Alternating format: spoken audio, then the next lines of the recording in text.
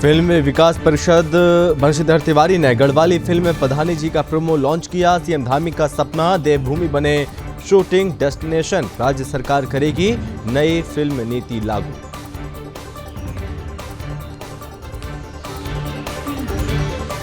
चारधाम श्रद्धालुओं के लिए बड़ी खुशखबरी, सीएम धामी ने पूर्व में जारी किया निर्णय वापस लिया। श्रद्धालुओं की संख्या सीमित नहीं होगी।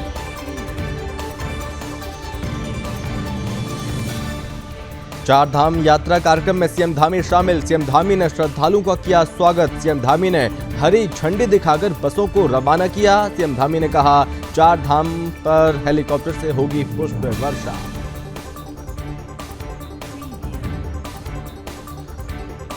प्रशासन की तरफ से चारधाम यात्रा की तैयारी। चारधाम यात्रा से पहले किया गया मॉक ड्रिल, भूकंप की घटना पर किया गया मॉक ड्रिल।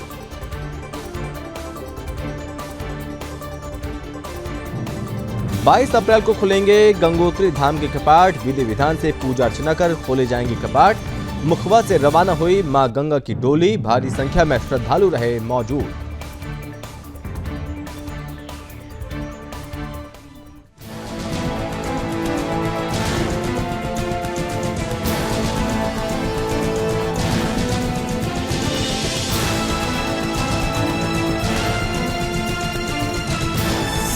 आप देख रहे हैं सुदर्शन न्यूज।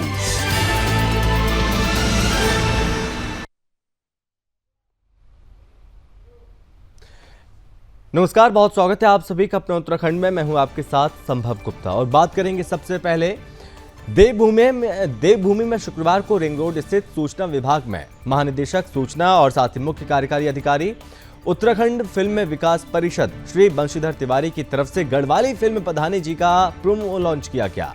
इस मौके पर अपर निदेशक सूचना श्री आशीष कुमार त्रिपाठी और संयुक्त निदेशक नोडल अधिकारी उत्तराखंड फिल्म विकास परिषद डॉक्टर नितिन उपाध्याय सहित फिल्म से जुड़े कला प्रेमी शामिल हुए। वहीं आपको बता दें कि गढ़वाली फिल्म पधानी जी के प्रोमो लॉन्च करते हुए महानिदेशक सूचना एवं मुख्य कार्यकारी अधिकारी उत्तराखंड फिल्म विकास परिषद श्री बंशीधर तिवारी ने कहा कि मुख्यमंत्री पुष्कर सिंह धामी जी का उद्देश्य है कि उत्तराखंड को देश दुनिया के सामने एक बेस्ट फिल्म शूटिंग डेस्टिनेशन के रूप में स्थापित किया जाए। और साथ ही उन्होंने कहा कि राज्य सरकार का पूरा प्रयास है कि फिल्म शूटिंग डेस्टिनेशन के लिए सभी आधारभूत अवस्थापना सुविधाएं विकसित की जाएं।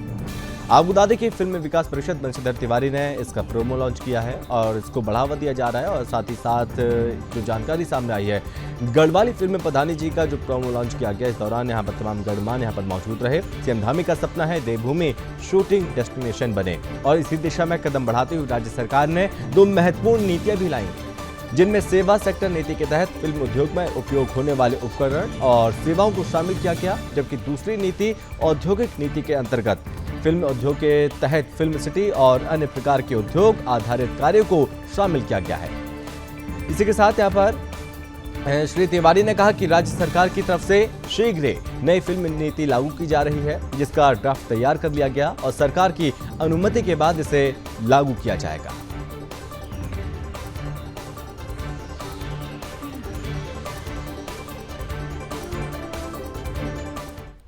उत्तराखंड में चारधाम यात्रा करने वाले श्रद्धालुओं के लिए एक बड़ी खुशखबरी है। बता दें कि चारधाम यात्रा में श्रद्धालुओं की संख्या सीमित नहीं होगी। अब सीएम धामी ने पूर्व में जारी किया निर्णय अपना वापस ले लिया। अब सिर्फ रजिस्ट्रेशन ही होगा सभी श्रद्धालुओं के लिए अनिवार्य। और कल से शुरू हो रही चारधाम यात्रा, जो कि 22 अप्रैल को यमुनोत्री गंगोत्री धाम के कपाट खुलने वाले हैं।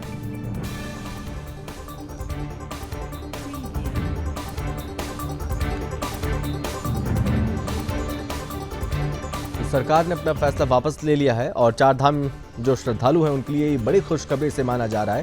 सीएम धामी ने जो पूर्व में निर्णय लिया था और कहा गया था कि श्रद्धालुओं की संख्या सीमित रहेगी, बढ़ती श्रद्धालुओं की संख्या को देखते हुए फैसला लिया गया था, लेकिन इस बीच यहाँ पर लोगों की मांग थी कि यहाँ पर जिसके इस लिमिटेशन की वजह से जो श्रद्धालु जो जाना चाहते हैं वो नहीं जा पाएंगे। इसके बाद यहाँ पर सीएम धामी ने इस तरफ यहाँ पर ध्यान दिया और जो निर्णय लिया था उसे वापस लिया, और जिसके बाद यहाँ पर ये निर्णय है कि श्रद्धालुओं की संख्या यहाँ पर सीमित नहीं होगी और इस बीच यहाँ पर कितने भी जो श्रद्धालु हैं वो यहाँ पर जा पाएंगे। आपको बता दें कि 22 अप्रैल को यमुनोत्री और गंगोत्री धाम के कपाट खुलने वाले हैं।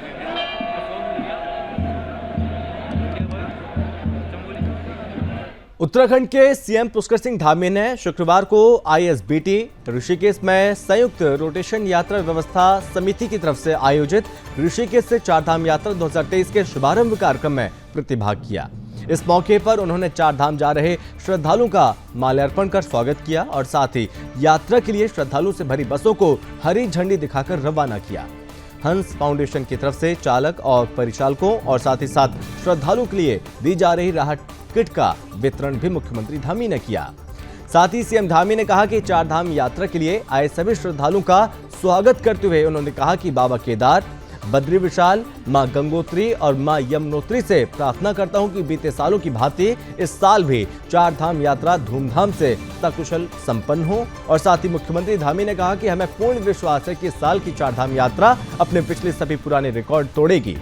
राज्य सरकार सुरक्षित चारधाम यात्रा के लिए दृढ़ प्रतिज्ञ है और सरकार की तरफ से प्रत्येक स्तर पर चारधाम यात्रा संबंधी तैयारियों की निरंतर समीक्षा की जा रही है।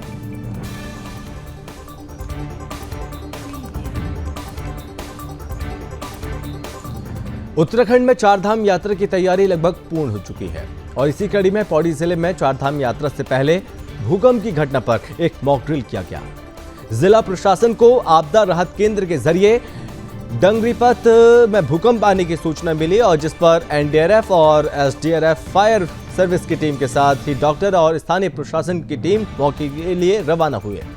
भूकंप की सूचना मिलने पर भगदड़ मचने से भी 4 व्यक्ति नदी में कूद गए, जबकि भूकंप के कारण मकान ढहने से 8 लोग मलबे में दब गए, जिन्हें निकालने के प्रयास किए गए। स्थानीय प्रशासन के साथ डॉक्टर की टीम भी घटनास्थल को रवाना हुई और धारी गांव में भूकंप के कारण भगदड़ मचने से नदी में कूदे 4 व्यक्तियों के राहत बचाव के लिए टीम जुटी रही। लोगों को बचाया गया और आपको बता दें कि पूरे घटनाक्रम पौड़ी मुख्यालय से मॉनिटर किया गया। मॉक ड्रिल में कुछ खामियां भी सामने आई और जिसमें नदी में कूदे व्यक्तियों के बजाय पुतले नदी में बहाए गए, जबकि भूकंप की घटना पर भी पुतलों का इस्तेमाल किया गया जिनका वजन मनुष्य के वजन से काफी कम होता है और ऐसे में आसानी से ही रेस्क्यू ऑपरेशन का तेजी से इसको निपटाया गया।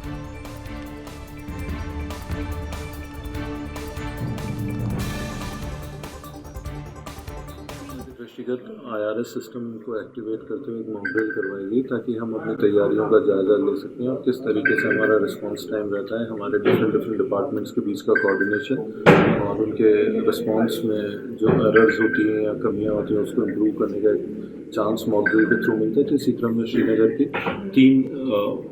3 स्पॉट्स को हमने इंसिडेंट का स्पॉट बनाया और वहीं पर रेस्क्यू एंड रिलीफ के वर्क्स और वो सारी चीज़ें। इस संबंध में हम लोगों ने एक जो सीन क्रिएट किया है, सिनारियो बना, उसमें एक स्पॉट थारी देवी भी था जहाँ पर भगदड़ मचने और कुछ लोगों के नदी में गिरने और इस तरीके के सीन क्रिएट किए गए थे। तो इसमें जल पुलिस, एनडीआरएफ और एसडीआरएफ और डिफरेंट एजेंसीज के थ्रू इस पूरे सिचुएशन का आज आपदा को लेकर एक मॉक ड्रिल जो है वो करवाई गई है और उसमें 3 हमारी घटनाएं हैं जो हमारे चारधाम यात्रा रूट में पड़ती हैं, वहाँ पे ये घटनाएं हुई हैं। एक जो है वो अर्थक्वेक से रिलेटेड थी, एक लैंडस्लाइड से थी और एक जो हमारा धारी देवी मंदिर है वहाँ स्टैम्पीड को लेकर सूचना आई थी। और इसमें बेसिकली हमारे जो डिफरेंट यूनिट्स हैं उसको हमने एक्टिवेट किया और उनका एक तरह से रिस्पॉन्स टाइम जो है वो चेक किया।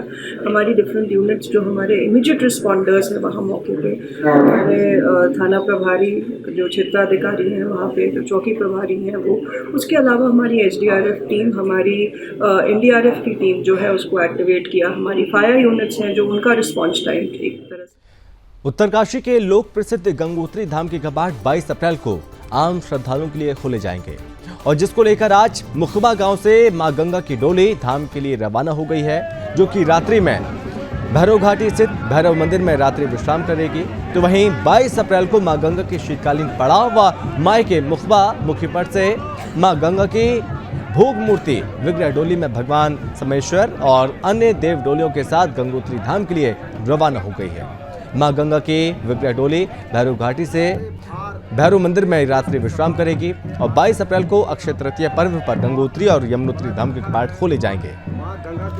श्री 5 गंगोत्री मंदिर समिति के अध्यक्ष हरीश सेमवाल ने बताया कि शुक्रवार को मुखबा गांव से मां गंगा की डोली यात्रा दोपहर 12:15 बजे आर्मी के बैंड की धुन के साथ धाम के लिए रवाना हुई, जो कि रात्रि में भैरव घाटी स्थित भैरव मंदिर में रुकने वाली है।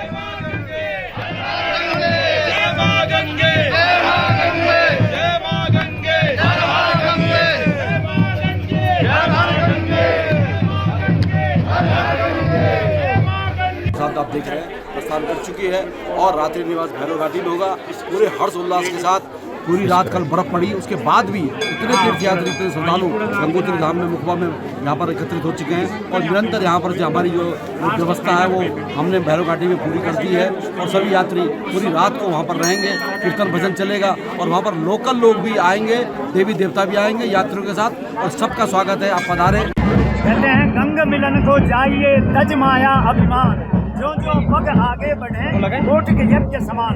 अब ये माँ भगवती गंगे की जो बोली है वो गाजे बाजे और आरती के बैंड के साथ यहाँ से प्रस्थान हो चुकी है और श्री गंगोत्री धाम के बीच में जो है वो भैरव घाटी में आज रात्रि का विश्राम होगा। तदोपरांत गंगोत्री में कल 12:35 पर समस्त देश विदेश के सैलानियों, तीर्थयात्रियों, आगंतुकों के लिए कपाट खोल दिए जाएंगे। आप सबको शुभकामनाएं। जय गंगे।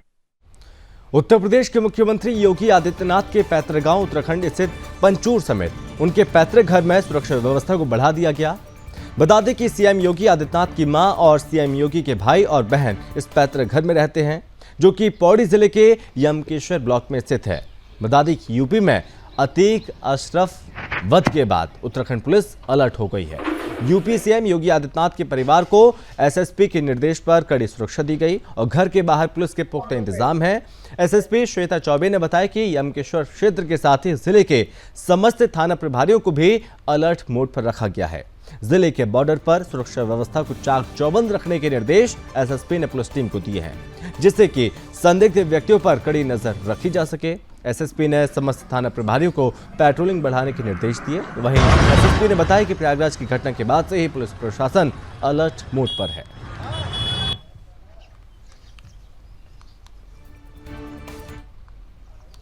प्रयागराज की घटना को दृष्टिगत रखते हुए उत्तराखंड में भी अलर्ट घोषित किया गया था और उसी क्रम में जनपद पौड़ी में भी सभी क्षेत्राधिकारी जो थाना प्रभारी हैं, चौकी इंचार्ज, उनको भी सतर्क रहने हेतु निर्देश दिए गए और लगातार जो है इसमें चेकिंग भी जारी है। जो हमारे स्पेशली बॉर्डर एरियाज हैं जैसे कोटद्वार में कौड़िया है, वहाँ पे भी लगातार वाहनों की चेकिंग जारी है और इसी के क्रम में चूँकि इनके परिजन जो हैं यहाँ रहते हैं तो वहाँ पूर्व से ही सुरक्षा व्यवस्था की गई है और उनको सुरक्षा दी गई है। उसी क्रम में जो संबंधित थाना प्रभारी हैं उनको उस एरिया में रेगुलर पेट्रोलिंग हेतु तो निर्देश दिए गए। क्षेत्राधिकारी को भी इस संदर्भ में निर्देश दिए गए।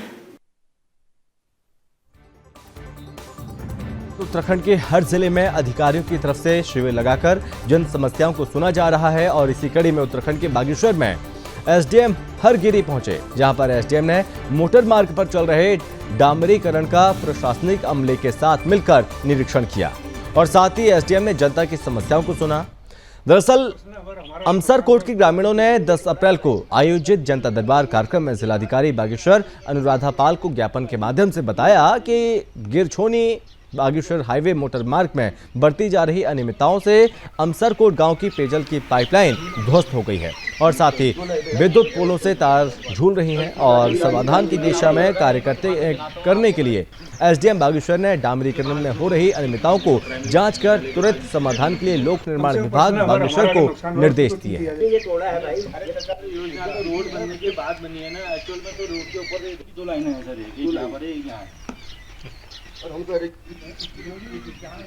यहाँ पर जो हमारी बागेश्वर गिरिशना रोड है जो पीडब्ल्यूडी के माध्यम से उसमें रोड कटिंग और डामरीकरण का काम है और इसी को लेकर के गांव वालों की कुछ समस्याएं थी जो हमारे संज्ञान में लाए थे कि इस कटिंग की वजह से कुछ स्पॉट पे पानी को लेकर के पाइपलाइन को लेकर के उनको समस्या थी।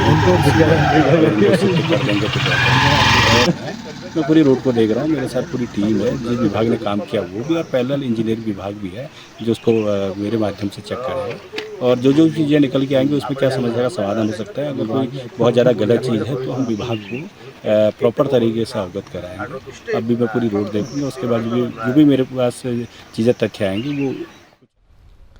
उत्तराखंड में मौसम विभाग ने अनुमान जताया कि बता दें कि मौसम विभाग ने शुक्रवार को उत्तराखंड के पर्वतीय क्षेत्रों में बारिश और ओलावृष्टि की संभावना व्यक्त की है। विभाग ने पर्वतीय क्षेत्रों के लिए येलो अलर्ट जारी किया, वहीं मैदानी इलाकों में मौसम शुष्क रहने का अनुमान है। मौसम विभाग की ओर से जारी पूर्वानुमान के अनुसार 21 अप्रैल को उत्तरकाशी, रुद्रप्रयाग, चमोली, बागेश्वर और पिथौरागढ़ जिले में गर्जना के साथ आकाशीय बिजली चमकने, बारिश और ओलावृष्टि की संभावना है। इससे तापमान में गिरावट देखने को मिल सकती है, जबकि राज्य के मैदानी इलाकों में मौसम शुष्क रहेगा। राजधानी दून में बृहस्पतिवार को मौसम खुशनुमा रहेगा। हालांकि दोपहर में चटकन धूप होने से गर्मी का एहसास हुआ, लेकिन शाम करीब 4 बजे बादल छाने से मौसम सुहावना हो गया। बृहस्पतिवार को ज्यादा तापमान 33 और न्यूनतम 18 डिग्री दर्ज किया गया।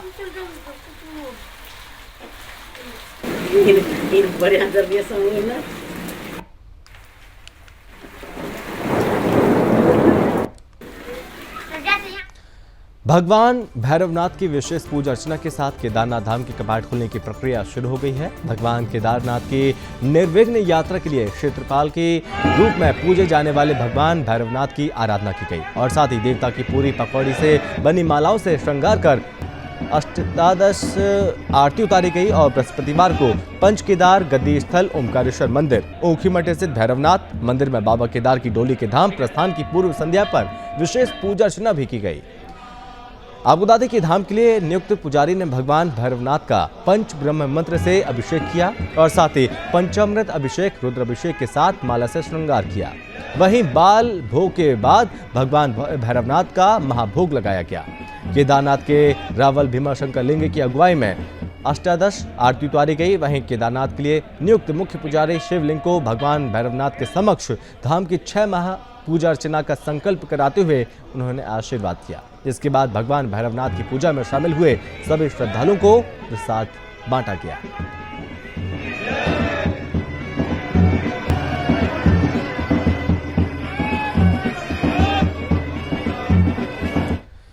उत्तराखंड राज्य में जिला ऊधम सिंह नगर के खटीमा के अंतर्गत चलने वाले पुलिस वाहन के हेड कांस्टेबल रमेश कुमार और चालक त्रिभुवन सिंह बिष्ट लोगों की सहायता करने में काफी अग्रणी रहते हैं।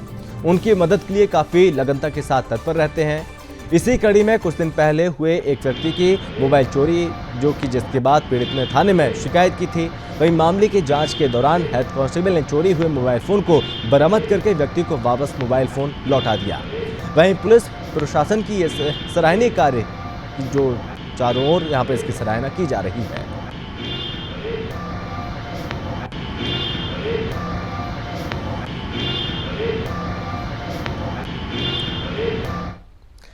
पहाड़ों की रानी मसूरी में यातायात व्यवस्था और जाम के झाम से निजात दिलाने को लेकर यहां पर उत्तराखंड सरकार मसूरी के विभिन्न क्षेत्रों में पार्किंग का निर्माण कर रही है। वहीं दूसरी ओर उत्तराखंड पर्यटन विभाग की तरफ से 13वें वित्त आयोग के अंतर्गत देहरादून मसूरी मार्ग में कई करोड़ रुपए की लागत से मल्टी लेवल कार पार्किंग का निर्माण भी कराया गया था, जिसका मल्टी लेवल कार पार्किंग का शिलान्यास किया गया। वहीं इस पार्किंग का निर्माण 2 वर्ष में पूरा किया जाना था, लेकिन लगातार विवादों में घिरी पार्किंग का निर्माण 2021 के अंत तक पूरा हुआ और 20 दिसंबर 2021 को मुख्यमंत्री पुष्कर सिंह धामी ने पार्किंग का लोकार्पण किया।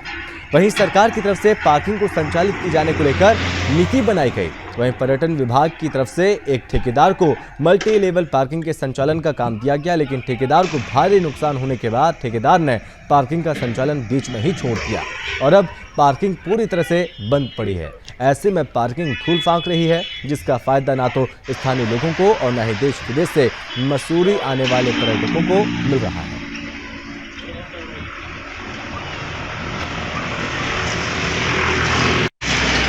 इसी के क्रम में आज मैं आई हूँ यहाँ पे। इस बार दोबारा इस पे बात करते हैं। पर्यटन विभाग ने किसी को ये पार्किंग अभी अलॉट कर दी है जो कि इसको रन कराएगा, तो किस तरह से आगे बढ़ा जाए उस पे बातचीत। इसी के क्रम में आज मैं आई हूँ यहाँ पे। इस बार दोबारा इस पे बात करते हैं। पर्यटन विभाग ने किसी को ये पार्किंग अभी अलॉट कर दी है जो कि इसको रन कराएगा, तो किस तरह से आगे बढ़ा जाए उस पे बातचीत। इसी के क्रम में आज मैं आई हूँ यहाँ पे।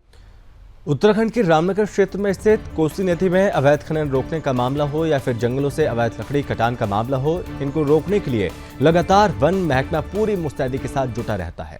लेकिन इसके बावजूद भी संसाधनों की भारी कमी के कारण खनन और लकड़ी माफिया लगातार वन निगम और वन कर्मियों पर हमला बोलने के साथ ही सरकारी संपत्ति को भी क्षति पहुंचा रहे हैं। ऐसा ही एक मामला फिर से सामने आया। बीते दिन वन विकास निगम का गश्ती दल जंगल में गश्त कर रहा था। इस बीच निगम कर्मचारियों ने जंगल से पेड़ों का अवैध कटान कर गाड़ी में ले जा रहे लकड़ी तस्करों को कर्मचारियों की तरफ से रोका गया। तो तस्करों ने उनके साथ अभद्र व्यवहार किया और इसके साथ ही सरकारी कार्य में बाधा पहुंचाई, जिसकी सूचना कर्मचारियों ने प्रबंधक खनन शेर सिंह को दी और जिसके बाद मौके पर पहुंचे तो तस्करों ने उनके साथ भी अभद्रता की। फिलहाल पुलिस ने मामले को दर्ज किया। जांच के दौरान एक तस्कर को गिरफ्तार किया और साथ ही फरार तस्कर की तलाश की जा रही है।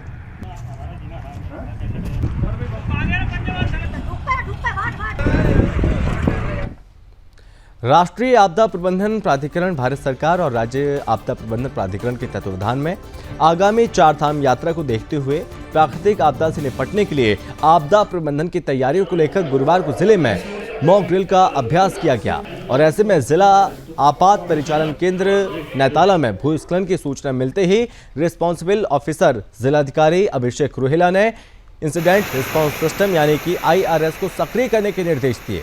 गंगोत्री नेशनल हाईवे नेताला के पास भूस्खलन होने से 6 यात्रियों के दबे होने की आशंका और 2 वाहनों के फंसे होने की सूचना प्राप्त हुई। रिस्पॉन्सिबल ऑफिसर ने इंसिडेंट कमांडर उप जिलाधिकारी भटवाड़ी चतर सिंह चौहान को घटनास्थल के लिए रवाना किया और साथ ही स्टेजिंग एरिया से मय संसाधन और एम्बुलेंस को भी रवाना करने के निर्देश दिए। घटनास्थल पर 6 लोग सामान्य रूप से घायल और 4 लोग गंभीर रूप से घायल हुए, जिनका उपचार नजदीकी स्वास्थ्य केंद्र में किया गया और घटनास्थल पर फंसे करीब 200 यात्रियों को राजकीय इंटर कॉलेज मनेरी ठहराया गया। वहीं एक धर्मशाला में अग्निकांड की सूचना मिलते ही लगभग 100 यात्री और धर्मशाला के कर्मचारियों के फंसे होने की सूचना मिली। स्टेजिंग एरिया से अग्निशमन वाहन, SDRF एम्बुलेंस पुलिस को घटनास्थल के लिए रवाना किया गया और आपदा कंट्रोल रूम को धरासू नालूपानी के पास बस दुर्घटना होने की सूचना मिली, जिसमें 40 यात्री होना बताया गया।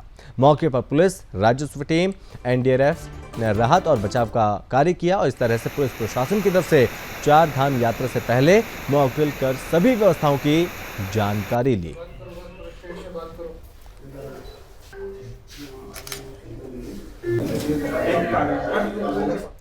गदरपुर के खेमपुर में डिग्री कॉलेज के लिए स्वीकृत भूमि पर कब्जेदारों से कब्जा लेने पहुंची प्रशासनिक टीम को किसानों के विरोध का सामना भी करना पड़ा। इस दौरान किसान परिवार की एक बुजुर्ग महिला गिर पड़ी और वहीं कब्जा लेने के आदेश की कॉपी मांगने पर बिना कुछ कहे प्रशासनिक टीम बेरंग लौट गई। सूचना मिलने पर भाकियों और राजनीतिक ने खेत के किनारे धरना प्रदर्शन कर तहसील प्रशासन के खिलाफ जमकर नारेबाजी की। कब्जा लेने के दौरान नोकझोंक की आशंका के चलते भारी पुलिस बल की तैनाती की गई थी और गुरुवार को नायब तहसीलदार देवेंद्र सिंह बिष्ट के नेतृत्व में राजस्व विभाग के अधिकारी ग्राम खेमपुर में डिग्री कॉलेज के लिए स्वीकृत भूमि पर कब्जा लेने के इरादे से पहुंचे थे। अधिकारी और पुलिस की संख्या देख खेत में धान की फसल लगा रहे मजदूरों में हड़कंप मच गया। वहीं सूचना पर कई वर्षों से जमीन पर खेतीबाड़ी कर रहे किसानों का भी पूरा परिवार खेत में पहुंच गया। किसान का कहना है कि उसका परिवार पिछले 50 वर्षों से भूमि पर काबिज है। किसानों ने पुश्तैनी भूमि बताते हुए भूमि को देने से मना कर दिया, जिसके बाद किसानों के भारी विरोध के बाद किसानों को वापस बेरंग लौटना पड़ा। उसके लिए हम माने हैं, जो भी कोर्ट आदेश दे और उसके लिए हम माने हैं। उत्तराखंड में कोरोना संक्रमण के मामले बढ़ते हैं और इस बीच यहाँ पर लोगों की चिंताएं और ज्यादा बढ़ने लगी हैं। आबूदादी के मामले बढ़ते मामलों को लेकर स्वास्थ्य विभाग अलर्ट नजर आ रहा है। बता दें कि ऊधम सिंह नगर जिले में पहले कोरोना के मामले 14 थे, जिनका उपचार किया गया, जिसके बाद फिर से ऊधम सिंह नगर में 8 लोग कोरोना संक्रमित मिले हैं। इनमें 5 महिलाएं, 3 पुरुष शामिल हैं। स्वास्थ्य विभाग की टीम ने सभी संक्रमितों को होम क्वारंटाइन कर दिया। वहीं कुल संक्रमित लोगों की संख्या बढ़कर 22 हो गई। वहीं मुख्य चिकित्सा अधिकारी डॉक्टर मनोज कुमार शर्मा ने बताया कि जिस तरीके से जांच के बाद लोग कोरोना पॉजिटिव मिले हैं, उन्हीं संक्रमितों के परिजनों के भी सैंपल लिए गए हैं।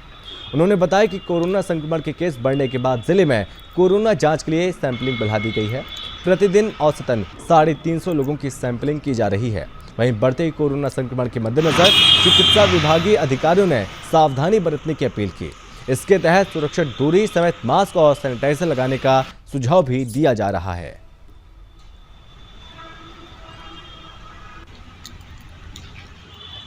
देखिए, अभी जो रिसेंटली हमारे 20 नए केसेस जो हैं वो हमारे एक्टिव आइडेंटिफाई हुए पिछले 3-4 दिन में। हालांकि इनमें कुछ सैंपल पुराने सैंपल भी थे, पर 20 नए केस जो हैं वो यहाँ पे अभी आए हैं। उन सब के जो क्लोज कॉन्टैक्ट हैं उनके हमारे द्वारा स्क्रीनिंग कराई जा रही है और फर्दर टेस्ट उनके सबके स्क्रीनिंग में कराए जा रहे हैं। किस क्षेत्र में? अधिकतर ये सितारगंज क्षेत्र में ज़्यादा जो केसेस वो आए हैं इसमें एक्टिव है। बाकी काशीपुर में भी आए हैं, जसपुर में भी आए हैं, किच्छा में भी आए हैं। उत्तराखंड के मसूरी में एक निजी होटल में बैठक का आयोजन किया गया। बैठक में एसडीएम नंदन कुमार शामिल हुए। इस दौरान लोगों ने एसडीएम नंदन कुमार का स्वागत किया। इस दौरान लोगों ने मसूरी मॉल रोड के साथ अन्य समस्याओं को लेकर एक ज्ञापन एसडीएम को भी दिया। ज्ञापन में कहा गया कि मसूरी मॉल रोड के पुनर्निर्माण और सौंदर्यीकरण के कार्यों को पर्यटन सीजन शुरू होने से पहले समाप्त करने की मांग की गई। वहीं सड़क किनारे पड़े मलबे को तत्काल हटाने के साथ साथ सड़क क्षतिग्रस्त पाइपलाइन को तत्काल मरम्मत कराने की मांग की गई है। ज्ञापन में कहा गया कि कैमल बैक रोड का अधिकांश कार्य फरवरी महीने में पूरा हो गया था, लेकिन सड़क का निर्माण नहीं हो पाया, जिसको लेकर जल्द बनाने की मांग की गई है। वहीं मसूरी मॉल रोड के पुनर्निर्माण और सौंदर्यीकरण के कार्य को 30 अप्रैल तक पूरा करने का आग्रह किया गया। वहीं लोगों ने कहा कि मसूरी मॉल रोड के पुनर्निर्माण और सौंदर्यीकरण के कार्य में हो रही देरी को लेकर 20 अप्रैल को दिए जाने वाले धरने को स्थगित कर दिया गया। वहीं एसडीएम नंदन कुमार ने व्यापारी और स्थानीय लोगों को भरोसा दिलाया और कहा कि मॉल रोड में सर्विस लाइन और अन्य लाइन के डालने का काम 30 अप्रैल तक पूरा कर लिया जाएगा। वहीं सड़क किनारे बनने वाले फुटपाथ और अन्य सौंदर्यीकरण का काम सीजन में जारी रहेगा। उन्होंने ये भी कहा कि मसूरी मॉल रोड और अन्य जगहों पर किसी प्रकार का अतिक्रमण और पटरी नहीं लगाई जाएगी। इसको लेकर जल्द सभी विभाग आपस में सामंजस्य बनाकर कार्य योजना बना रहे हैं और जल्द ही मसूरी के मॉल रोड और अन्य जगहों पर हो रखे अतिक्रमण पर कार्रवाई की जाएगी।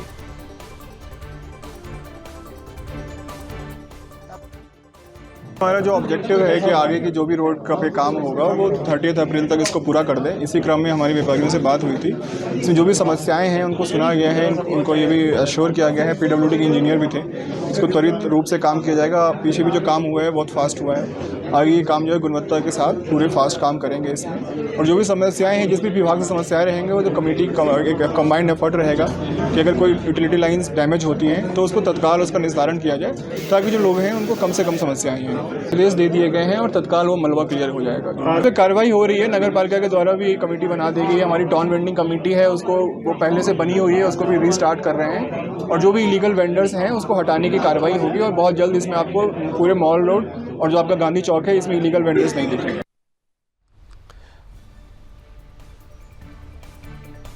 उत्तराखंड के कपकोट में श्री राम महायज्ञ का आयोजन होने वाला है और जिसके लिए स्थानीय लोग तैयारियों में जुटे हैं। बता दें कि महायज्ञ के लिए स्थानीय जन प्रतिनिधि और ग्रामीण रात दिन तैयारी में जुटे हैं।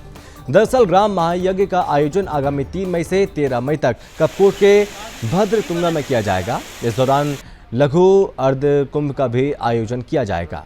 बता दें कि सरमूल सरयू के उद्गम का क्षेत्र है, पौराणिक तीर्थ और मुनि वशिष्ठ के तपस्थली है, जहां पर महायज्ञ का आयोजन होगा। वहीं सरमूल सहस्त्रधारा को पर्यटन स्थल के रूप में विकसित करने की तैयारी चल रही है।